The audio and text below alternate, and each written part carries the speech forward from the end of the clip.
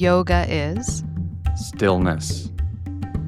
Yoga is self-awareness. Yoga is time-tested. Yoga is unity. Yoga is secular. Yoga is evolution. Yoga is a never-ending practice. Yoga is discipline, way of life, great way to reach God. This is Yoga Scussion. Am I right? hello. hello. Nice to see you. Nice to see you too.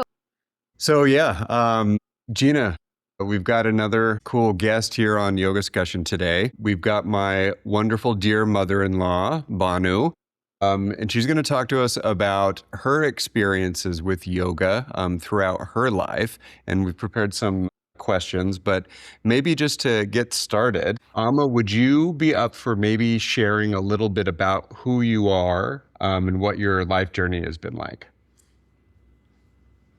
To begin with, I was born in a southernmost state of India called Kerala, and my parents belonged to the Brahmin family, Hindu Brahmin family, and had a certain amount of orthodoxy. And but then we moved. My father was in Nagpur, central part of India, and from there we again moved to the northern part of India, the capital of India, New Delhi. That's where I spent most of my childhood and my youth, and I studied there. And then after marriage, my husband also was in Delhi, and we got married, and then we moved to various parts of India. And longest probably we spent in my husband's career in a place called Pondicherry. And probably my yoga journey started watching my father. He introduced us to this. But then, it was not in my consciousness because we had so many other things. Because I lost him also very early in life. I was just in my teens when I lost him. And I also lost my mother when I was still in my 20s.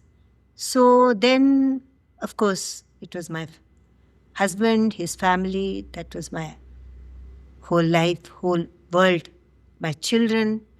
And my children, after my children were born, for a length of time, we were in Pondicherry. And Pondicherry had wonderful yoga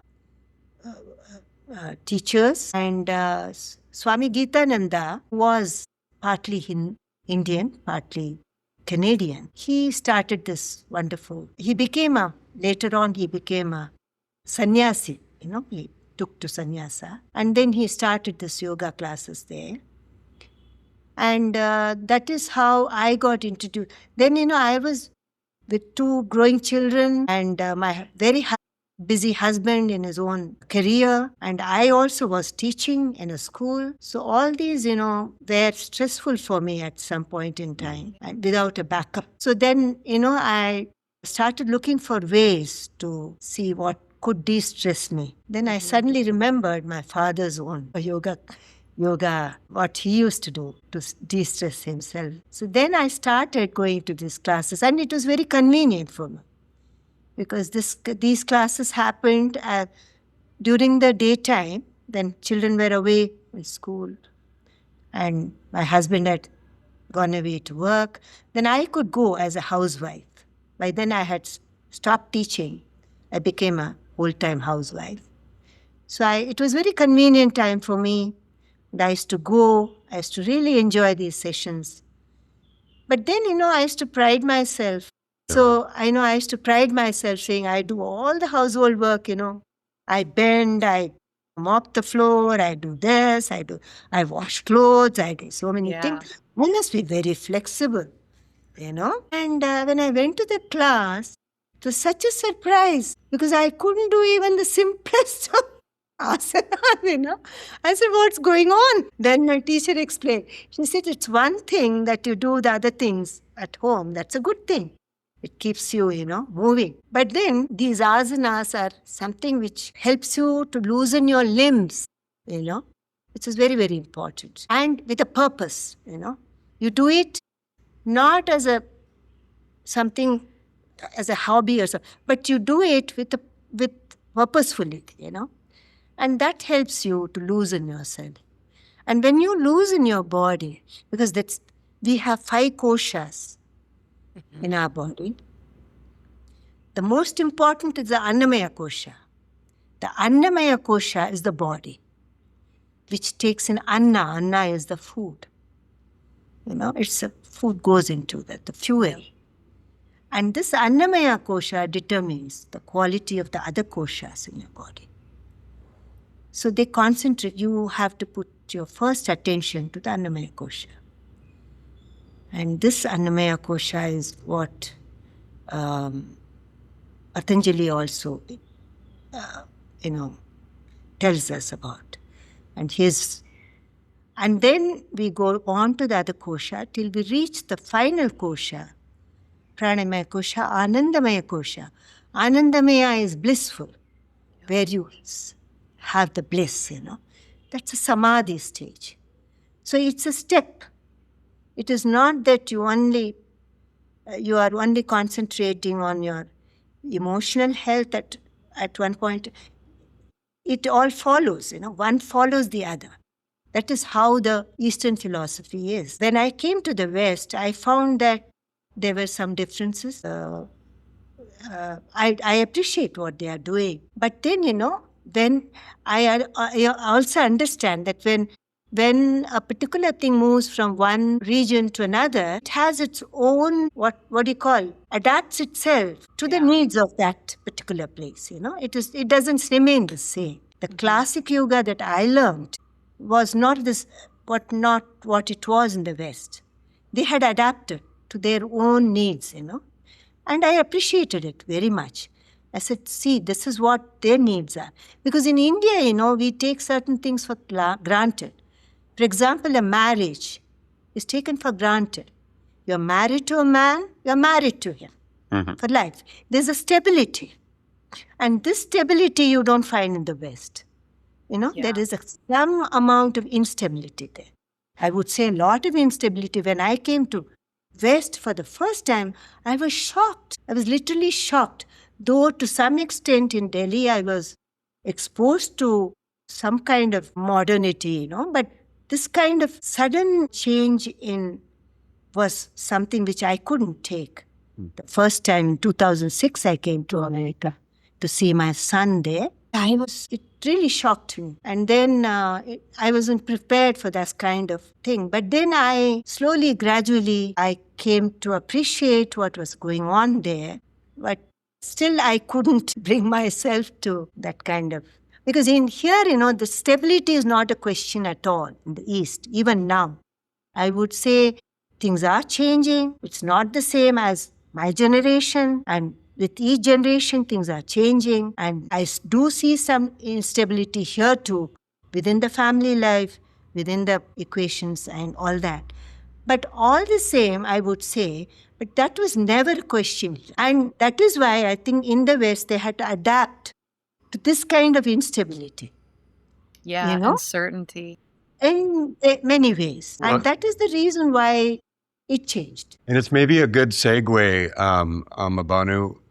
You shared with us about some of your observed differences between the Eastern approach to yoga, the Indian approach to teaching yoga, and the Western approach, kind of oriented around, trying to perfect forms or asanas, with maybe the idea of prana flow. And then in the West, you observed with the studios that you went to that there was a lot of emphasis on relaxation. So could you maybe speak to that a little bit? Yes, absolutely. Because, here what we emphasize on is more on the perfection of the poses, the posture. Because they say that only when your posture becomes to some extent perfect, the flow becomes easier. And the spine is where all the chakras are, the 7 chakras that we talk about. And from the Mooladhara, The Muladhara is the basic chakra. It is the seat. It is the earth, and it connects you to the earth. From there, the roots, it's a root chakra. And from here, then you have the Swadhisthana chakra, the Manipura chakra, Anahata chakra, the Vishuddhi chakra,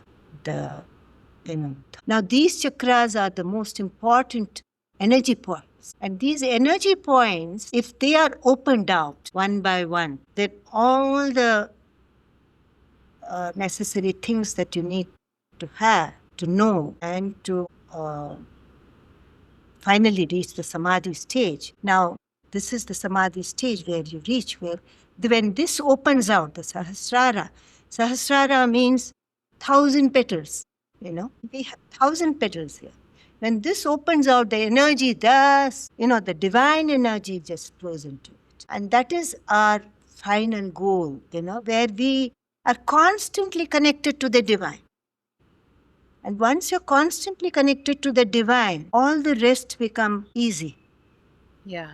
It doesn't, all the rest becomes, that's why they say, when you move into the spiritual kosha, we call it a kosha. Kosha means they're just like you peel out an onion, peel it out.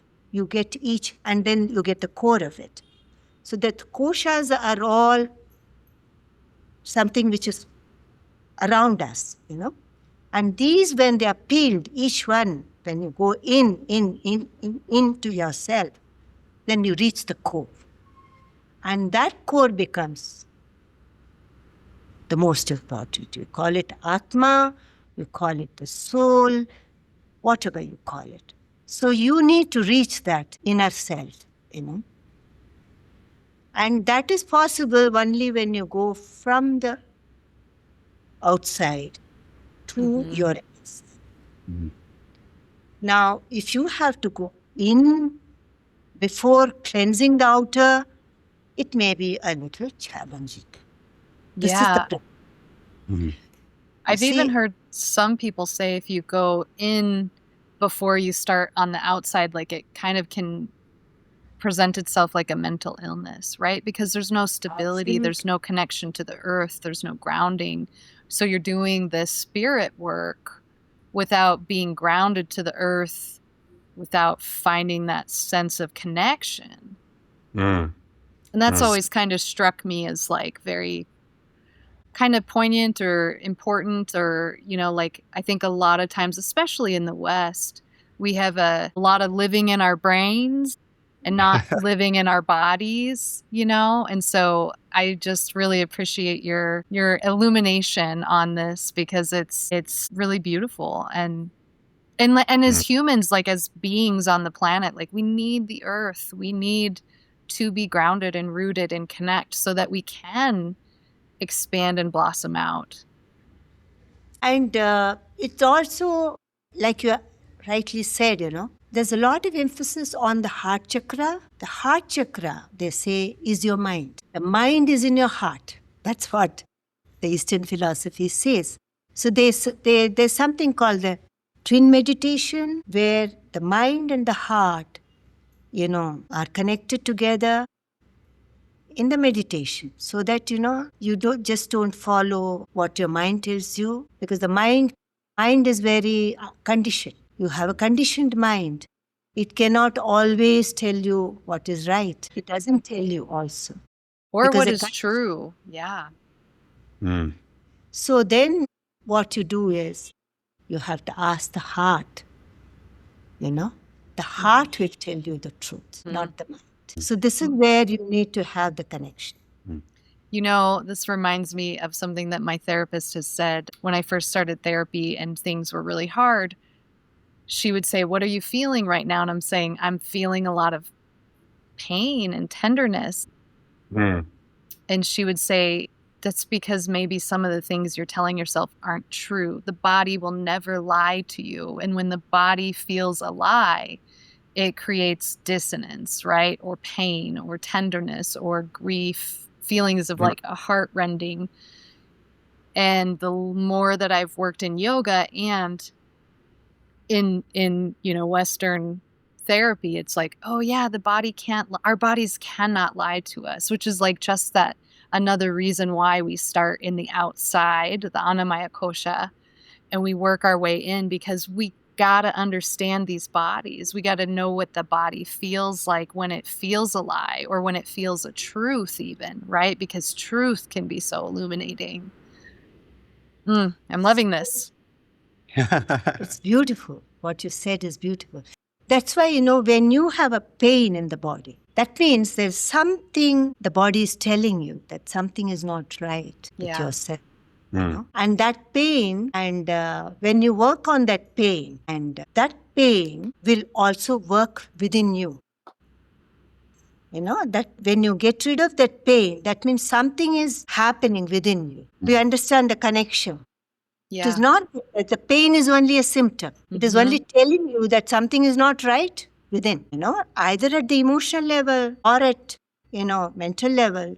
Somewhere there is an imbalance. That is why there is a, and or even, excuse me.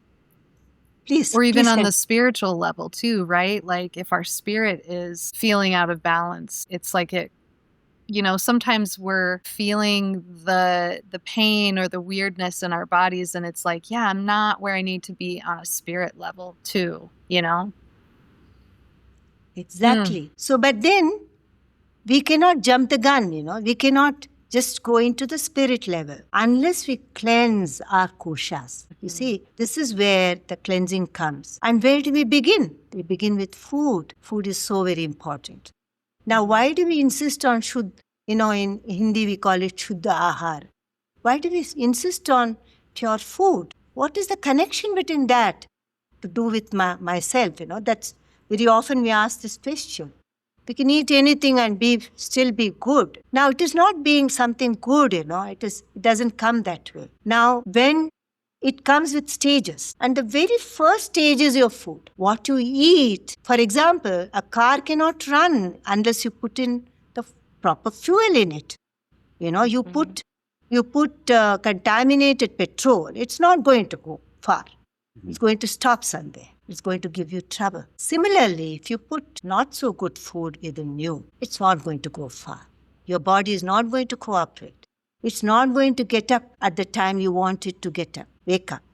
It's not going to do the things you want it to do unless you put the right fuel. So this is what Eastern philosophy is all about. My teacher, my gurus have taught me this, Food comes first. That's why it's Annamaya kosha. Food, you have to be careful. What you put into your body is very, very important. Well, and to introduce a moment of levity here, I think my Annamaya kosha was a little violated as of a couple days ago because I had a dose of food poisoning from eating some food from a local restaurant, and learned firsthand that, maybe if not the best fuel was brought into my body, that there would be repercussions. And the whole entire Vishwanath family has been taking care of me for the last 36 hours. So yes, food is important. And my gurus, I had wonderful gurus in my life, and they always insisted on this. And they said, cook your own food, eat it. Whatever you cook, it may be simple, nutritious food. You don't have to make all those fancy foods, it's not necessary. You need lentils, you need rice, you probably need some vegetables and some fruits. That's enough. That's enough to go see you through. You don't need any fancy food. You don't have to cook it in a very fancy way. Just keep it simple. Your food should be simple but nutritious. Yeah. Easily digestible according to your body makeup, because we have these three Sattvic, Tamasic, Rajasic and Tamasic. Now, all of us must work towards moving towards Sattvic. Sattvic means the pure, Rajasic means the passionate, and Tamasic means lazy, laissez-faire. They don't cook, they couldn't care.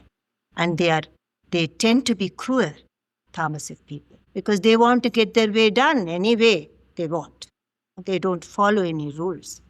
So now we might have been born in a certain guna. These are called gunas. Now all these come in Bhagavad Gita. good in Yep. Bhagavad Gita. Mhm. So, Several these. times. And what does Krishna say in Bhagavad Gita?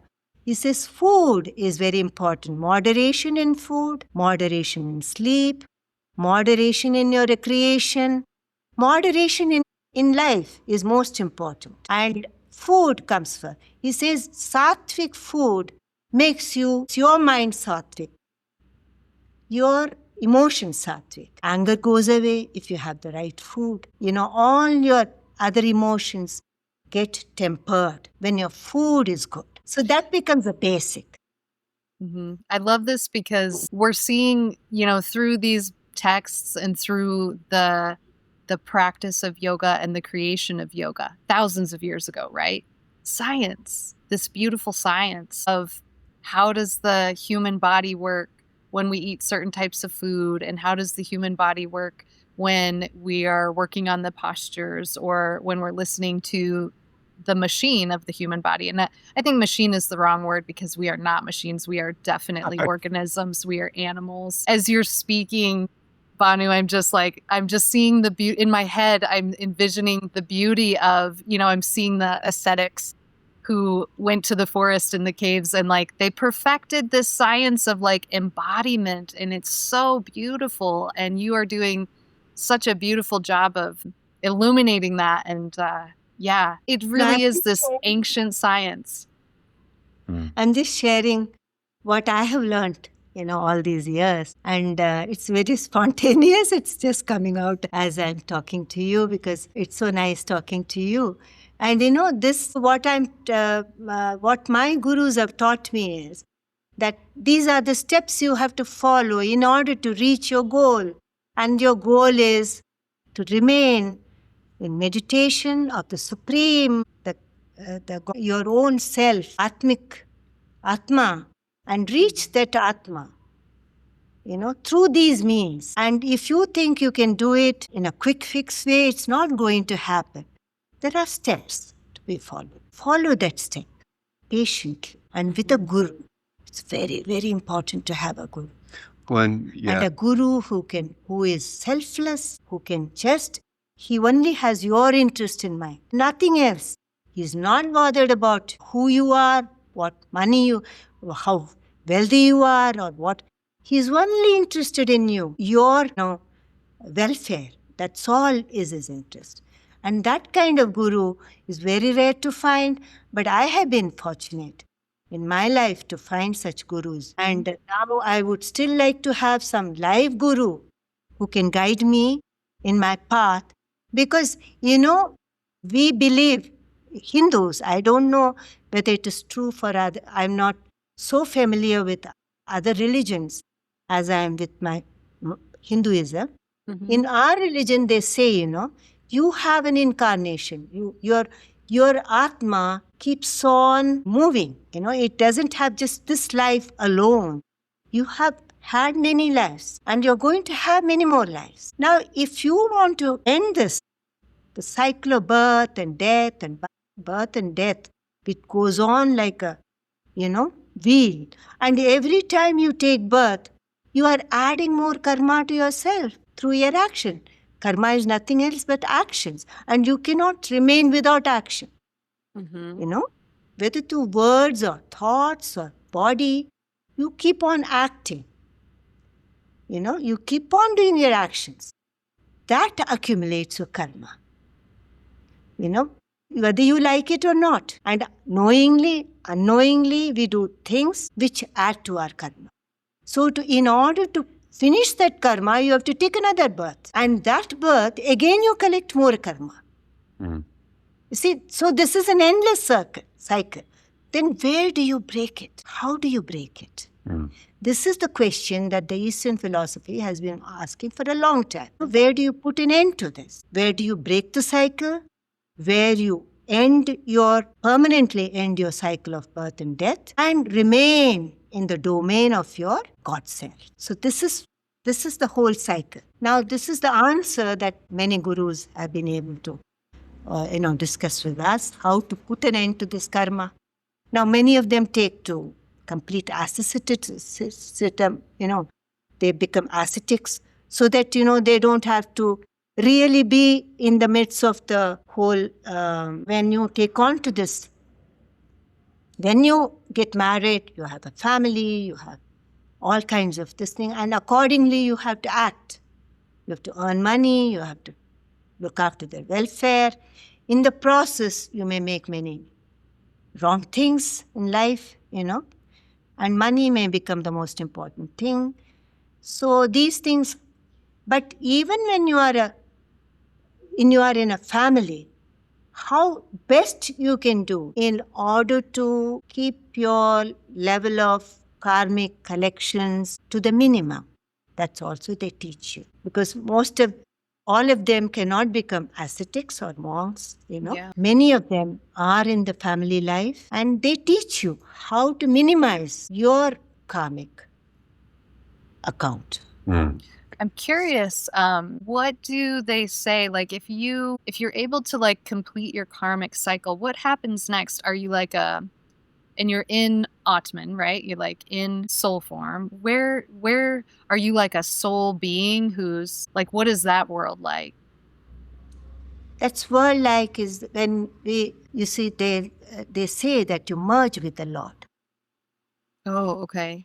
Soul merge with the Lord. It will have no birth, no death. Unless the Lord commands, like we have some avatars, some sages come onto the earth. Now they are being commanded by the Lord to come to the earth to help the people, And these sages, they try and help the people to reach that highest level. From where? Because, we are made of these pancha tattvas. Now, this is not the same as the koshas. The pancha tattva is the water, the earth, the water, the fire, the space, and the,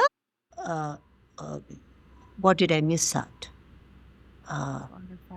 Air, space. I thought you think you got them all. Yes, we have all the five. Earth. These panchatattvas, we are made of all that.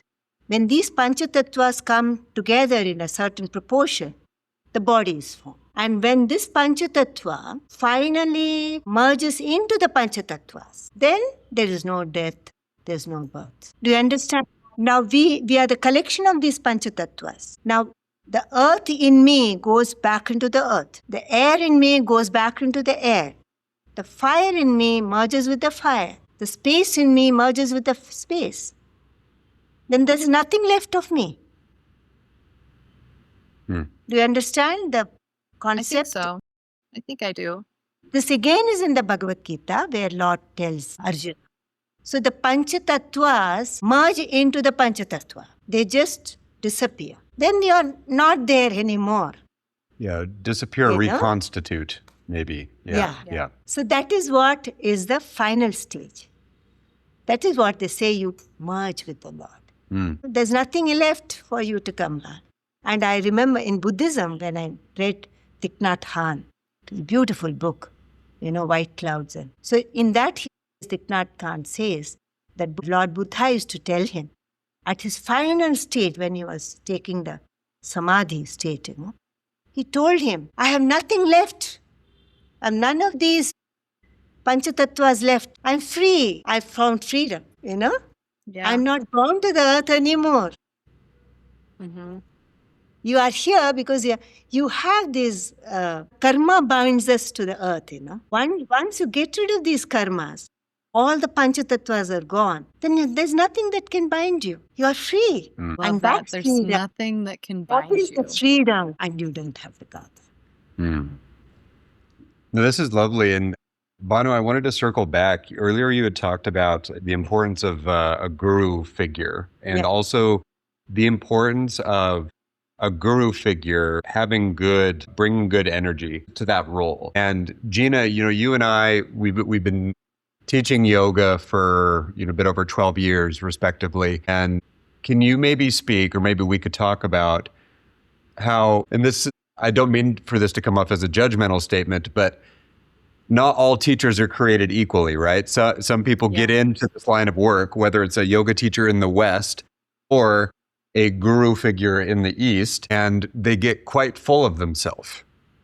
It becomes more about themselves than others. And you had even alluded to, Bhanu, about how the importance of being able to connect with an altruistic guru. So can we maybe talk about this for a little bit, like how this phenomenon exists both in the West and the East? Yeah. In the East, I can say, if you really search, you will find gurus who are selfless, who are only interested in the disciples' growth, and they don't care for anything else. There are very, very many selfless gurus. But there are gurus in the past who can also guide you. If you really meditate on them, they can come to you in some form, in the form of a book, in the form of a voice, which my husband has experienced very often, in the form of some other source, While I'm talking to you, you can be my guru in some ways because I can learn something from you. And you can be my guru as well. I mean, yeah, I because feel like we I'm learn learning from so each much. other. Absolutely. We are learning from each other. So, and also we attract the guru according to our state of mind, where we are at this point in time. Accordingly, according to your need, you attract your guru. Now, if you work on yourself, if your energies become subtler and subtler and subtler, and you reach a stage where you're vibrating at the place of love and peace, you attract such guru to yourself. Do you understand my point? Yeah. We start from very gross level, Then subtly, we slowly, gradually make our energy subtler and subtler and subtler. To such an extent that they say love and peace is the highest frequency in which you can vibrate. If you reach that state of frequency of peace and love, your whole body turns into that frequency. Automatically, you'll attract somebody like that to you. And the guru will come searching for you himself. You don't have to go looking for them. You'll find the guru. So we need to work on ourselves first. Yeah. And these are the ways in which we can work on ourselves. Like, it makes me think, Gina, I have found that if I was tuning to my own vibration, you're pretty mindful of that. Yeah, there's the sense that vibe attracts tribe, right? And how have we seen that play out in our own, yoga communities where we live? Yeah, what are your thoughts, Gina? Yeah, I mean, as Bhanu was talking, I was thinking about our teacher training, and Emily Brown was kind of that segue. I mean, she was really the lightning bolt, I guess, that pulled me into teacher training. And then meeting Jess Ryan and Steph Hansen, who were co-teachers in that teacher training, who just like really clearly, that teacher training wasn't really just a yoga teacher training. I'm going to say that 100%, and I think they would agree with me. Those teacher trainings that those three women, wonderful women, were running were really like evolutionary trainings, right? Like they were like, welcome to the spirit course on like being an embodied human on the planet, and how do you do this? And yoga just happened to be the vehicle through which we experience that. But for me, it was very evolutionary. It was like, yes, yoga through the Annamaya kosha, right? Because that is where we all start in the body, became the vehicle through which I became closer to myself, and I allowed myself to really enter into not only the sensation, but the actual experience of like, oh, here's what my spirit is, and here's the power in my spirit, and here's the places where I'm afraid of my spirit. Here's the places where I'm like stoked about spirit work. And also, and also what I would say is that foundation has stayed with me through all of my classes, all of my teaching, all of the trainings that I go into, the teachers that I have experienced with. I've gone to other teachers where I'm like, okay, you're not for me, and that's okay. You're for somebody else, but you're not for me. Because I also think, being humans, that, and we've talked about this before, Brendon, where it's like, being embodied and being embodied in a yoga way can give you, it can also like stroke your ego and kind of like stoke the ego body and get you kind of like worked up in your own self. You know, like there's a lot of people's names we could drop where we've seen like these abuses happen in the yoga communities, right? And I think that that's human because we are humans. And so, gosh, I got a little off topic there, but it was like, I think that we have to always keep coming back, right? Like you've talked about practice and purification. And I think that purification is like an always ongoing thing where it's Absolutely. like, as long as we're alive, it is not over. And, you know, even if we're getting like so subtle, so refined, so subtle, everything is lining up, it's still even more subtle. We can get more and more purified, more and more subtle. But sometimes we can also like forget that that's what we're doing, especially when, you know, you're in a power structure like the West where, you know, you can have like yoga celebrity teachers that are kind of like celebrities and things, or you can get a really big following and, you know, you kind of start to believe that you deserve all of that. You know what I mean? No, I think Can I add something here? Please.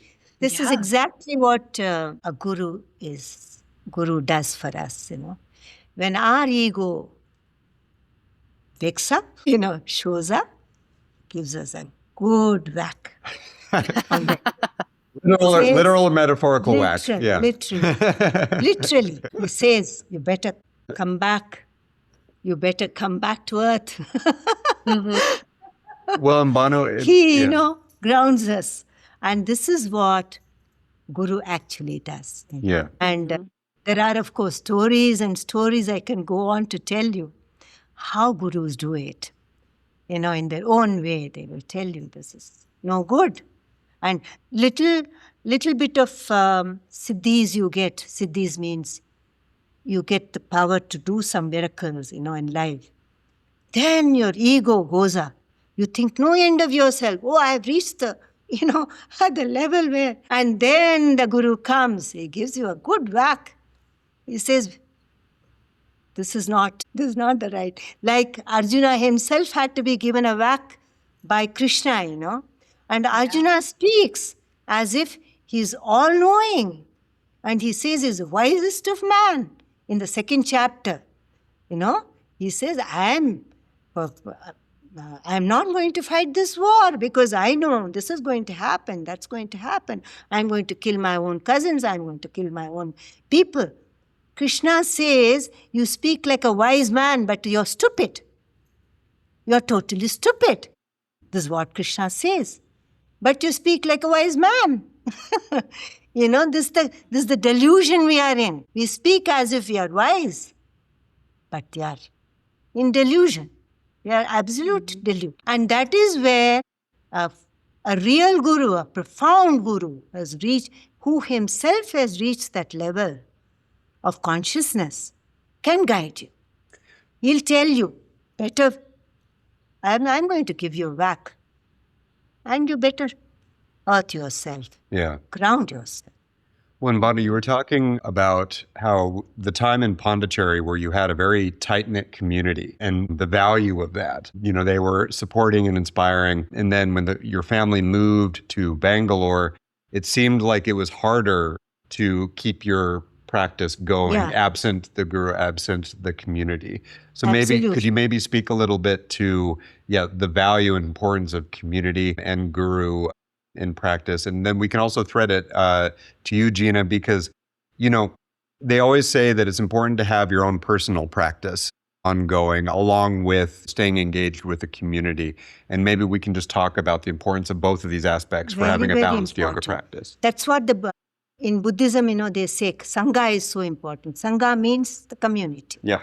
The like-minded people, they get together, they exchange their own experiences, they exchange their own practices, they exchange whatever they can give to the community. And this is where the bhajan sessions comes, you know. We get together, we sing the praises of Lord, we exchange certain things which we have learnt And this kind of a thing keeps you engaged, in the right spirit, in the right energy. You are in the right energy because you are all gathered together to speak on certain thing which is interest all of you. So this is very, very important. In Indian society, it is very, very important. That's why they gather, and this Sangam is very important. Sangam means to get together. Mm-hmm. And then if you're on your own, you may say, okay, I'll finish this work and then I'll do this. And you may never do it, in a day. For example, I'm in a group where we chant certain mantras together, chant certain Lovely. things. And we make it a point to be on time there. We finish our household work, then we have to be there, But if you are at home trying to do it on your own, maybe you will never get to do it. Mm-hmm. You may keep on postponing it. That is why this kind of community is very, very important. Whether for the other day, we had to go to the temple at very early in the morning, because nowadays this whole month for us is getting up very early, having a bath, going to the temple, and this is very, very important. And in the previous years, I used to do it very sincerely. I used to get up by 4, have a cold bath, and though it is cool season is cool here, we still have a bath. Then we rush to the temple, and there we are at the temple, looking at the Mother Goddess. She is Annapurna. Annapurna again is Annamaya kosha. So we look at her and we praise her, we sing her praises, hymns, and we are together. And then the aarti happens and we come back home. But then, if you want to do it at home, you may not do it in time. You may postpone it. So this is where the community comes. Totally. Whether it is a yoga session, whether it is Yeah, and I agree. I think what we lack right now in the modern world is ties to community, right? We need that. We need that so much. And I've been thinking about this a lot just personally, like how am I in my community? And it's like I'm in my community, but I'm also, I think I hold back from my community sometimes because I'm like, oh, what does that really mean to be in community? So I'm exploring this idea. And I think, too, when you're on a path or you're in a group with people who are all working towards something similar, there's so much power in that. To share in an experience with the same, people who are like you, or maybe even not like you, but who are having an experience with you. And I think yoga is really powerful like that. Like during the pandemic, when we were all doing yoga at home by ourselves or online, so many students would say, I just don't like online classes. And I agree. I mean, I'm an introvert at heart, so there's parts of me that are just like, I could be alone forever and it would be okay. But when you're teaching to a group and you're watching everyone, or you're leading people through and you're like sensing what they are experiencing, it's very, very powerful. I also want to come back to something you just said about going to the temple and, we're in like having prayers to the Mother Goddess and that she's Annamaya kosha. And I just thought, how fitting that she's in our bodies, that she is our bodies, that she is embodied in our bodies, that creation is in the body, that how we build community with each other is through our bodies doing things together. Like that's just such a sweet, it's almost too simple, but too easy, but also so beautiful. Like community is mothering, right? It's mothering each other. It's showing up in a way that's like powerfully feminine, loving and kind and caring and real, embedded in the body, like in the body. This is, I feel like I'm eating cake right now. And she nurtures, the Mother Goddess nurtures you in every way. So it's so beautiful. But having said that, community is very important. We must have community, activities with like-minded people who are interested in the same thing. There's no use being in a community where, people are having other interests rather than not good enough for your own growth in some ways. Having said that, community is important. Sometimes solitude is important too. When you go into that meditative state, when you need to have some time for yourself, reflection, and then seeing what you need to work on within yourself and how to make your own energy subtler. There you need your own solitude. There you don't want people around you. You need your space. Yeah, it's both. I'm having this loop back to something we talked about earlier. In one of my sessions with my therapist, she was asking me how I was doing. This was years ago. I'm doing a lot better, but it was a hard time. She was asking me how I was doing, and I just said to her, when I'm around people, everything is worse. When it's just me, I'm okay. I'm okay when it's just me. And this made me think about what we were talking about earlier about karma and the accumulation of karma. And it's like, it is, you need both. Like, we can't like being in the world, we're going to need community, and we are going to have these experiences with our families and our friends of karmic residue, I guess. But also we do need that alone time to kind of get right with ourselves again, to kind of bleed off some of that experience and kind of let it kind of, I don't know the words for it, but it's like pull it out and shake it off, right? And so it is kind of like this interesting balance, or maybe a circle or an oval where like sometimes you're going to be heavy in community, and then all of a sudden you're on the edge of the oval or the top or the bottom of the oval where you're like, I need some time alone to let this sift and filter. And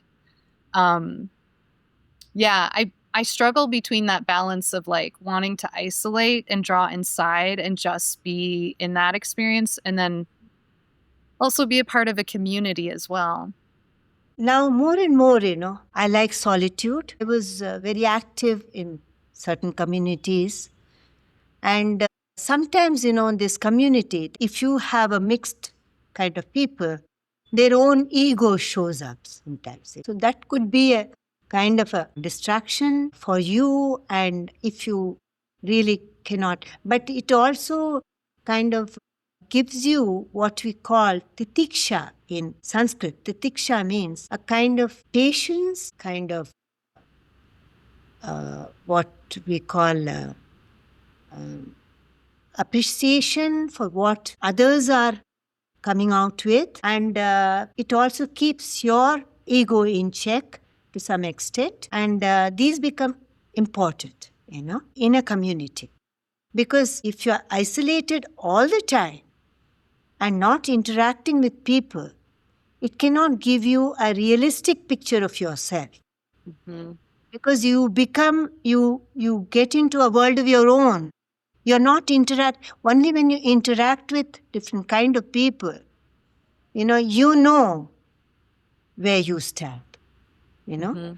Are you still able to keep your calm when you're around people who are not exactly matching with your kind of mental, Are you still able to keep your calm? Are you still able to be patient?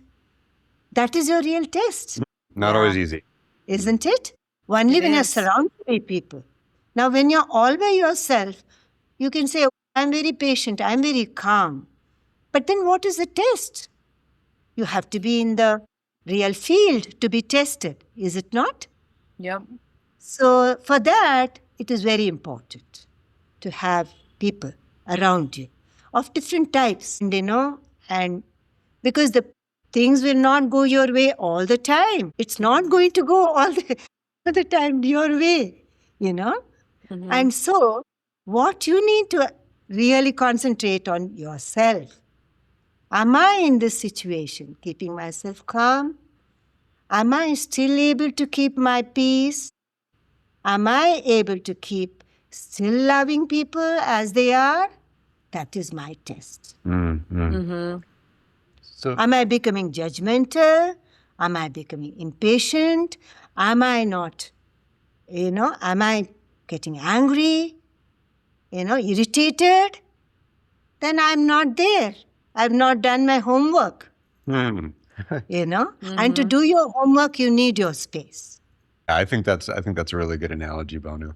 So looking back, Bhanu, on your own life journey and how you have the early memories of yoga at home, you have your experiences in Pondicherry and moving to Bangalore, you have your experiences as a homemaker and a devoted wife and mother, raising two kids who have done very well in their lives. Thinking where you are now, what elements of your own yoga practice or spiritual practice do you think are working well, and which ones maybe still need a little work?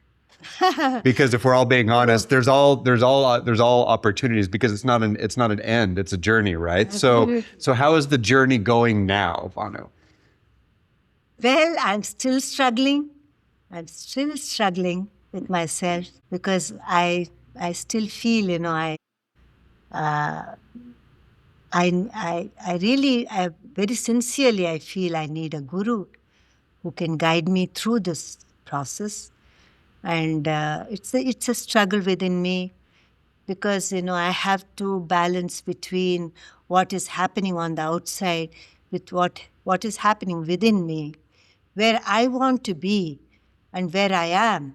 I have to make a compromise, If given a chance, I would just get into some kind of an ashram, some kind of a place where I can be with the guru and me, one-to-one, feel absolutely, and do my own practice within me, because I know I have a lot of practice to do, a lot of things to do before I let go of this body of mine.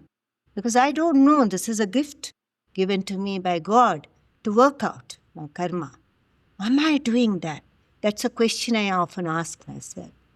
I think I'm not doing enough, because very often I'm drawn to the problems of the world, problems of the family, problems everywhere. That complete detachment is not there, and that is what I'm struggling with. Now, detachment doesn't mean indifference, Detachment, very often we feel detachment is indifference. No, they are very different. Indifference is where there's an apathy, you don't care. That is not detachment. Detachment is you care, but then you are within yourself. It doesn't bother you. You are still in your own space of calmness, peace, understanding, and at the highest level, from where you can help others. That is true detachment. That I have not. That's what I'm struggling with. And for that, I feel, I need someone who can really help me through this journey, because I realize that this is a great gift given to me by God. I should not waste it away. I should not waste this life. And this often comes to me, But then I have my duties towards my family. I cannot just let go of that.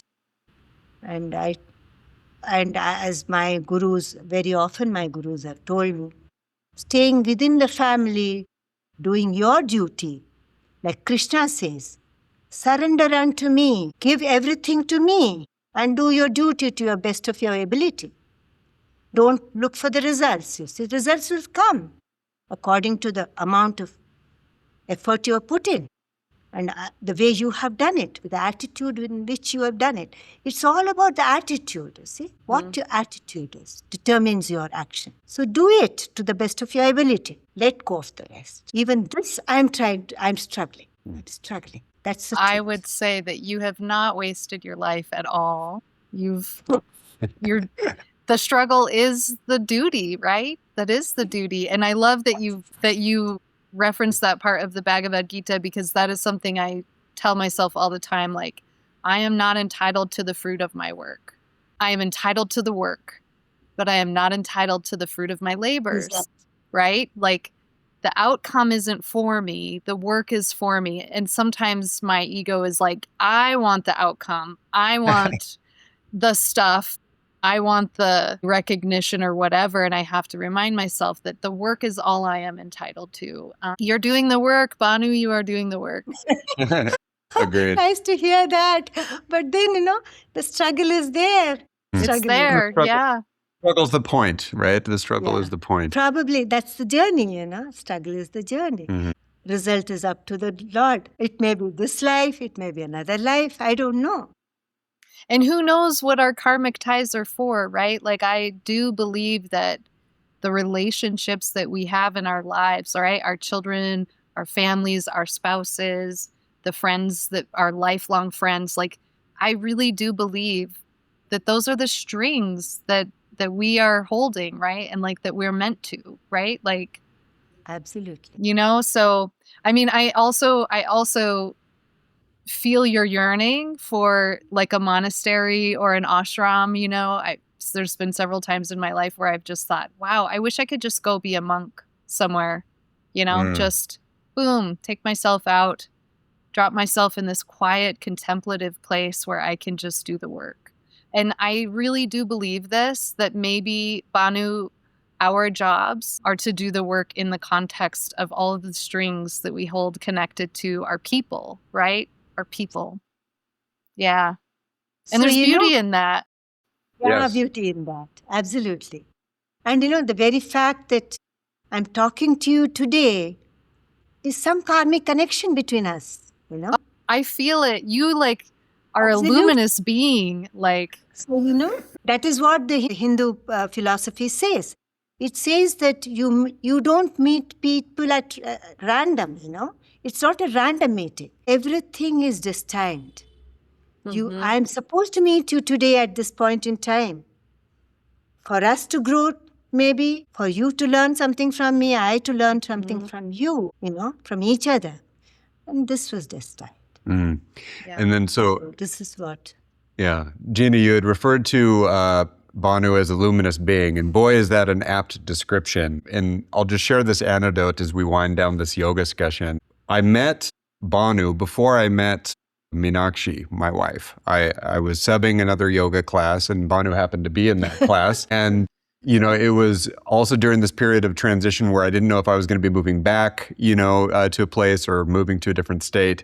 And so I teach this class, and then people are coming up to me after class and asking me questions about, oh, what are your plans? What are your plans? And then I'm sensing Bhanu like on the outskirts of this group that's kind of coming up and like talking to me. And it's just, and I kid you not, it's just this radiant light that just gets gradually closer to me. And then once she approaches me, I'm just looking right at her, and she's just radiating light. I mean, almost to the point where I was speechless. And then I'm trying to remember what you asked, but you seemed quite curious about this white guy who is dropping Sanskrit left and right. No, Brendon was narrating his past story to a whole lot of group. And I was wondering, why is this gentleman telling his story to a whole lot of people, Because in India, we don't normally do that. So I was thinking, why is he saying all this? It was curiosity, more of a curiosity, because I was not exposed to this kind of thing before. And then, something told me, and he also said that he had applied for a job in Nebraska. So I thought I must wish him well. Something told me that I must wish him well. So I just went up to him and I told him, wish you the very best. Because the next day he was having the interview. So I said, I wish you the very best. I hope you get this job. Huh? Mm. And that's something told me to tell him. So I went and told him that. Yeah. And I ended up getting the job. All the time, I was thinking, I told my daughter also, I told Meenakshi also, I don't know why he's going and narrating his story to everybody. Because in India, we don't do it, So unless it's absolutely necessary, we don't, go and tell our story to people, we more or less. So then Minnie also told me, Amma, it is common here, you don't know about all this. She told me, I don't know about all this. I belong to, a different world. So I said, okay. So that was it. No, it was a funny moment. I guess the one question I would ask you, Bhanu, is if someone from the West is doing their journey in yoga and say they've never been to India before, do you think that we should come to India and like learn from the source? Do you think like if someone's doing yoga and they're like, I'm very into this, I want to know more, but they've only done it in, a Western setting where it's kind of, yoga in the West is a beautiful thing. It's a different thing. Like you said, it's evolved. Do you think that for their enlightenment that they need to come to India and experience yoga with a guru? Yes, I think it's necessary. But you should go to the right place. It's either Rishikesh, Sivananda Ashram, which is a wonderful ashram, and there you will get the real feel of the yoga. Shivananda was a great guru. He was a doctor by profession, and he turned into a yogi. Some point in time, he worked in Burma during World War II, and he served the wounded soldiers. He was so compassionate. He had so much love in him. He was from South India in Tamil Nadu, where we belong to. He was one Kuppuswami before he became Swami Shivananda. He had that in him, the compassion, service mentality, as you call it. And he served these soldiers, the wounded soldiers. Then once we got the independence, he came. Burma was no more within Indian subcontinent. It became a different country, so he came back to India. He went to Rishikesh. He took to sannyasa, and he saw that people were in immense need of guidance, in the yoga. And also he treated them because they were malnourished, they were not eating proper food, they were not looking after their health. And so he became this yogi cum doctor, and he started the Shivananda ashram, and he made several disciples, including Swami Chinmayananda, who is a great guru who passed away recently. And if you go to that ashram, you may find real worth, and real yoga you can learn. My sister was there. My sister is again she's into all this. So she was in Swami Shivananda's ashram for a length of period, and she told me that it was immensely helpful. I have not been there myself. I've only been there to the ashram, but I have not lived there over a period of time to learn, And that has been my dream all the time. I don't know whether in this lifetime it's going to happen or whenever the Lord God wants it to happen. It's in His hands. Yeah. Mm-hmm. So, but it is worth it. It's worth it. Do come, do stay there, but you have to be safe because it is not, Rishikesh is not it was before. You can be easily, exploited there. So you have to be very careful. You have to go with some guide, or as a group. Mm-hmm. And before you go, fix up everything with the ashram, Shivananda ashram, and there you'll be very safe. Within the ashram, you'll be very, very safe. But the moment they see there's a foreigner in Rishikesh, they will exploit you. That is why Meenakshi doesn't want Brendon to go there alone. She wants him to go with somebody who can, guide him there. Mm. Because, that is how the ashrams are different, there you'd be very, very safe and you learn a lot. Haridwar, Rishikesh. Yeah. Or if you can go up in the mountains, that'll be even better, but not alone. Yeah. As a woman, you have to be very careful.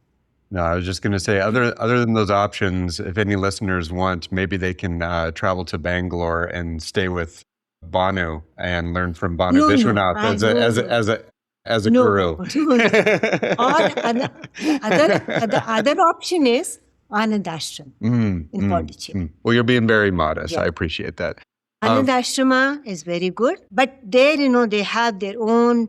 You have to first, register with them. They'll send you a lot of things to read. It's an expensive course. Mm-hmm. But it is really good course. And you may have to stay here for 6 months to do a course. But it's a very comprehensive, beautifully done course by Swami Gitananda. He was also a doctor by profession. Later on he became. And his son is also a doctor. Now he's taken over the ashram. He's doing it very well. There's no doubt about it. His mother was a American. She came to India, stayed in India all her life. She came as a journalist here at the age of 28. She's also, by the way, called Meenakshi. She took the name Meenakshi. She wanted a Hindu name. I don't know what's her previous name. Probably Mary, I don't know. She was a American. She came here. She stayed on here. She didn't want to go back. And from the age of 28, at the age of 28, she learned Sanskrit, she learned Tamil, she learned dance, Bharatanatyam dancing. She wore only sari. She's a unique lady. Now she's old, she's bedridden now. Her son is, and that Meenakshi Devi Bhavanani was my guru at one point in time. She taught me Pranayama. She taught me some asanas. She took special interest in me at some point in time. And she used to call me early morning and teach me certain things, So it was very useful to me. And then we had a rapport, Meenakshi Devi and I. And we did a lot of things together, like running a magazine. I used to write for the magazine and all that. So we had a good rapport. Now she is not doing too well. She is quite old now. I think she must be in her 80s. But her son is running it very well now. Mm-hmm. And they have a whole team of these, yogacharyas who teach. Mm-hmm. So that is one place worth going. In Bangalore, I'm not very sure whether there is any place where you can really learn, a good yoga. Or it is the north, Rishikesh, Haridwar. These are the places. Yeah. But there you have to be a little careful. Go in a group or go with an escort. Somebody who can guide you. Well, this has been a great yoga discussion, Bhanu. We like to throw a question at guests at the end of an episode. So here it goes. If you could describe yoga in 3 words, what would they be? Well, let me think. Yoga, discipline, way of life. Great way to reach God. Oh, lovely. Love it. Yeah. What a wonderful conversation. That was a wonderful conversation. Yeah. Hey, listener. Yeah, you. I'm talking to you, actually. If you've been enjoying the show, please consider leaving us a review on your podcast listening platform or giving us a shout out at yogascussion@podmasana.com. Or you can also reach out on the socials. We're on Blue Sky, Mastodon, Instagram, and YouTube. Sharing a review with others helps a lot. Thanks for listening and leaving a review. Want to get early access to ad-free episodes of the entire Growing Yoga Scussion archive as well as live recordings? Want to submit comments and questions to the guests and the hosts? You can join the Yoga Scussion Circle and receive a link to join each Yoga Scussion episode as it's recorded. During the recording, you will have the chance to ask questions and participate in the Yoga Scussion yourself. Feel good about being a sustaining member of the show while also joining the Yoga Scussion with us. Thanks for listening, and we look forward to you joining the Yoga Scussion soon.